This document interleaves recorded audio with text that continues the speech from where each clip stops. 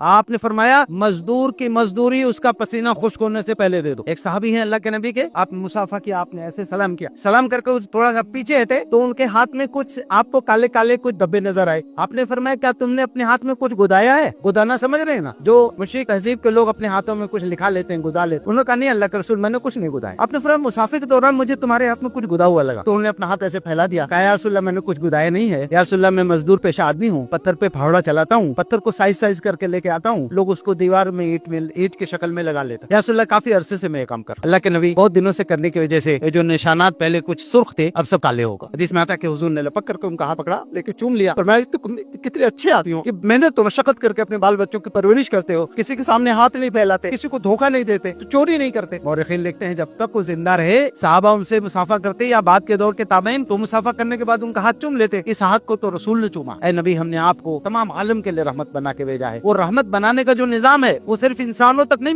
محدود ہے, جانوروں تک بھی اس کا دائرہ وسیع ہے. آپ صلی اللہ علیہ وسلم راستے میں جا رہے تھے, ایک صحابی اپنے اونٹ کو مار رہے تھے, آپ ادھر مڑ گئے. آپ نے کہا کہ اے فلاں جتنی قدرت تجھے اپنے اس اونٹ پہ حاصل ہے اس سے زیادہ قدرت اللہ کو تجھ پر حاصل. وہ صحابی رو پڑے. انہوں نے کہا رسول اللہ کیا اس کی بھی جواب دہی کون؟ آپ نے فرمایا ہاں, اس کی سکت سے تم نے زیادہ کام لیا اور یہ نہیں کر سکا اور تم نے اس کے ساتھ زیادتی کی, اللہ کے ہاں اس کے فریاد سنی جائے. رحمت للعالمین کے رحمت للعالمین اس وقت بھی ظاہر ہو جاتی ہے جب آپ کسی جنگ میں بھی ہوتے. آپ کا کیا اعتماد ہے, آپ صلی اللہ علیہ وسلم نے کتنا ایکسلنٹ کیریکٹر پیش کیا ہے.